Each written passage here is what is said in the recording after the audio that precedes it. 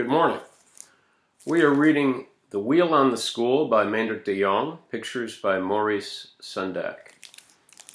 We are on Chapter 5, Pier and Dirk and the Cherry Tree.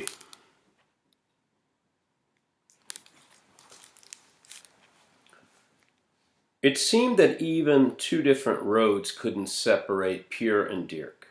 They dutifully started out on the separate roads the teacher had assigned them. Dirk had taken the main road to the south that led to the village of Ternad. Pier had a little dirt road that angled and curved its unhurried way southwest from Shora. There were but 4 farms along the little road.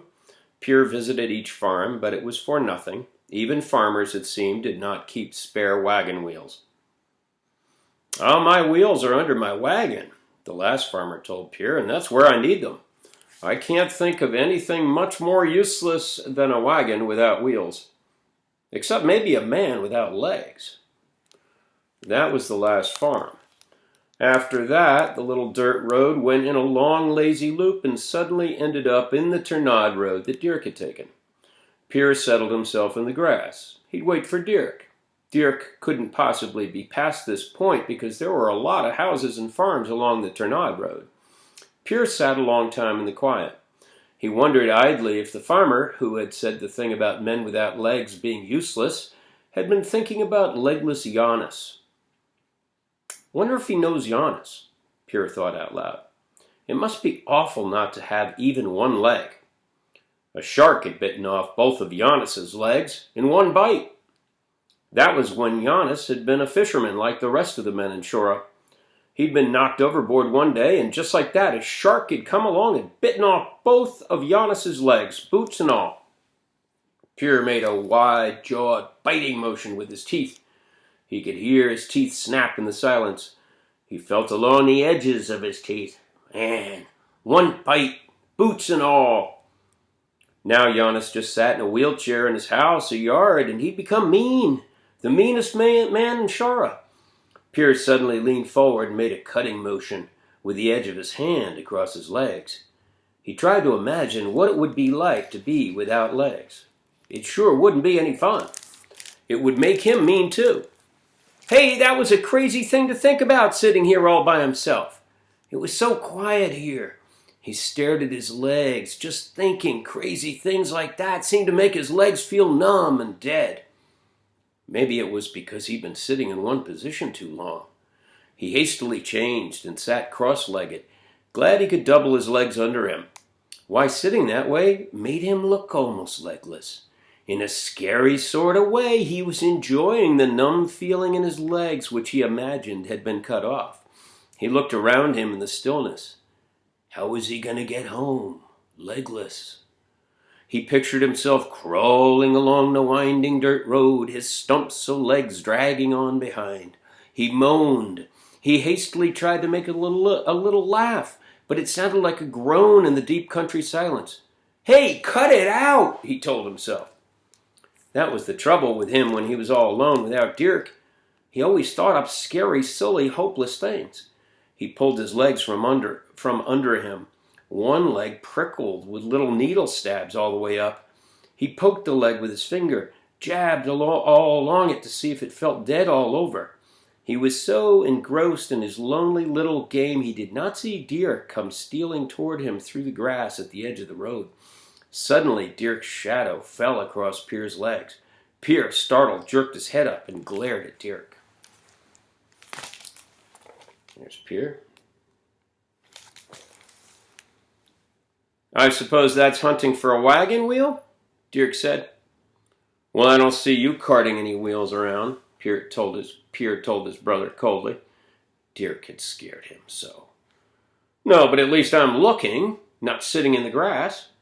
Pier caught himself saying, "Well, you wouldn't look very far either if you had no legs." "Huh?" Dirk said. Pier hastily changed the subject. "Well, I finished my road. This is your road. So you just go on and finish yours. I'll wait here for you." "Boy, I like that," Dirk exploded. "Wait here? Do you realize that this road goes clear to Ternad?" "Well, maybe you've got some nice wheels in Ternad." Pier was paying Dirk back for scaring him, but he was secretly relieved Dirk was there. When he was with Dirk, he never got crazy, silly notions like having no legs. He certainly had no intention of sitting here alone again, waiting for Dirk. He jumped up. "I'll go with you, Dirk." The next moment, he crumpled to the ground. "Dirk, my legs," he gasped. "My legs won't hold me." "They've gone to sleep because you've been sitting on them all afternoon," Dirk said impatiently. "Oh, yes, that's it," Pier said in relief. Oh, but that had scared him for a moment. "You know," he told Dirk, "for a moment there I thought I didn't have any legs." "You got plenty of legs," Dirk said, "just no sense."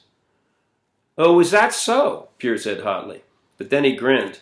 "Man, Dirk, I'm glad you came along. I don't like to go down roads and do things alone." "I don't either," Dirk said, "but come on, let's get going." "Wait a Ternad?" Pier asked. "We won't get back till after dark, and I got hungry sitting here." "I didn't eat much at noon. I was too excited. Let's run home and ask Mom for something to eat." Dirk wavered. "All right," he agreed. "I'm hungry too, but we'll run all the way home and all the way back here. And then we'll go clear to Ternad, if we have to, and we won't fool around." Side by side, they ran all the way back to Shora. In the village street, they finally slowed to a panting walk. The street lay empty and quiet. There wasn't a sound anywhere. Nothing stirred. "Everybody's out in the country hunting," Dirk said guiltily, "but you had to go and get hungry." "You said you were hungry too." "Yes, but not till you reminded me of it." Suddenly, the silence in the village was shattered. There was a terrific banging and rattling and clatter of metal. The noise stopped. There was a moment's quiet. Then there came a savage, smashing sound. Dirk and Pier looked at each other and grinned. "He missed," Dirk said with satisfaction. "Boy, did you hear that rock hit the fence? If that had hit a bird, there wouldn't be a feather left." "Wow," Pier said. They stood in the street, listening and grinning, waiting for more. They knew only too well what was happening. It was Giannis. The cherries on Giannis's tree must be beginning to ripen, and the birds were raiding it. But, as in every other spring, Giannis was under the tree, protecting his cherries. Jana, Giannis's wife, had to climb up in the cherry tree every spring to hang a long rope with pieces of tin strung on it from the highest bough that would hold her weight. Giannis couldn't do that. He had no legs. From the first day the cherries began to turn, Giannis sat in his wheelchair under the tree to yank the rope and rattle the tin whenever a bird came near. The rattling tin took care of most birds, but not of the magpies. Magpies were bold enough and clever enough to raid the tree and steal a cherry in spite of all the rattling and banging and clatter. For magpies and boys, Giannis had other measures. A little pile of stones always lay ready for the grabbing beside the wheelchair. That was for magpies and boys. Giannis had a high board fence around his little yard. The top of this fence was studded with nails and sharp, jagged, broken necks of bottles. But in spite of nails and glass, the cherry tree was a terrible temptation to the boys in Bear Shora. Giannis's cherry tree was the only fruit tree in Shora and in the whole sea country around. In Shora, a boy or a bird seldom got fruit. That's why Giannis lived under his tree in the springtime. Giannis started to stand guard long before the cherries were ripe, for even a green cherry was a temptation to birds and boys, a green cherry being better than no cherry. But if the fence with the broken glass and nails failed to keep the boys out, there was the piles of stones gathered for Giannis by his wife. On the way home from peddling her bread in the countryside, Jana had to fill the bottom of her breadbasket with stones gathered along the gravel roads. Every evening she supplied Giannis with another day's ammunition, and Giannis did not hesitate to hurl a stone at a boy trying painfully to worm himself over the fence without cutting himself and tearing his clothes. At bird or boy, Giannis let fly, and through the years his aim had become deadly. Even Big Yella had failed as often as he had tried. If Yella couldn't manage it, who could? Yella often told how once he got over the fence with only one long rip in his breeches, he dropped down inside Giannis's yard and for once hadn't been noticed. Giannis had been asleep under the cherry tree. On tiptoe, Yella had gone toward the cherry tree and Giannis, but just then a miserable magpie had screeched in the tree, and all in one moment it seemed, even before the screech was out of the silly bird's mouth, Giannis had been wide awake. For a moment, Giannis and Yella had stared at each other, Then Yella had turned and raced to the back fence. He'd wildly thrown himself up against it, so scared he had been, and Giannis, in the wheelchair, had silently chased him. "You wouldn't believe it," Yella said every time he told about it, "but him without legs, chasing me in a wheelchair in that boarded-up yard and never saying a word. I just stood up against that fence and let him grab me. I was paralyzed." What had happened then? Even now, after a year, Yella didn't want to talk much about it.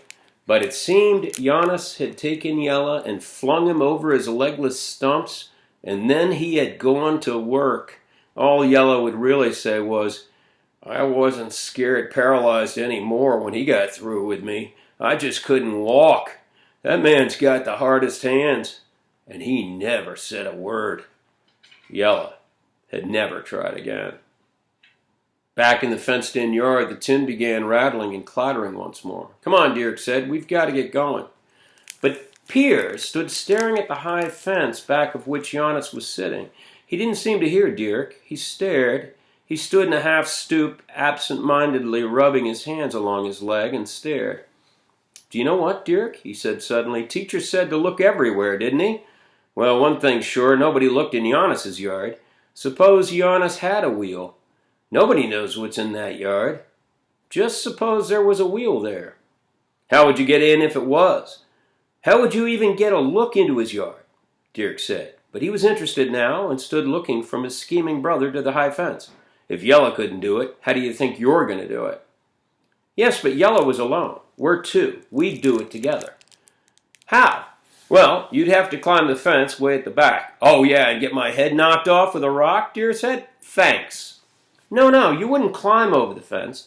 You'd make a lot of noise as if climbing the fence, but you wouldn't get your head above it, see? Then when Giannis heard you, he'd most likely wheel himself to the back fence and wait for you to come over so he could sock you with a rock. But if you make a lot of noise and keep climbing as if you can't quite make it, Giannis won't hear me open the gate to his backyard. Then I can quickly sneak in and take a look around and even grab a few cherries. See? He won't be near his pile of rocks. He'll be waiting for you at the fence. And if he does turn and see me, I'll just run out the gate." "You'll run, if you don't get paralyzed like Yella." "I won't get paralyzed, because sitting there in the country waiting for you, I kind of figured out how it feels without legs, and how mean it must make you feel, and everything, and..." Pier gave up trying to explain. He didn't have the right words for it. It was impossible to explain, even to Dirk. Dirk was looking at him. "Well, that is a plan," he grudgingly admitted. "Well, if you dare, I dare." Then Dirk started for the back fence.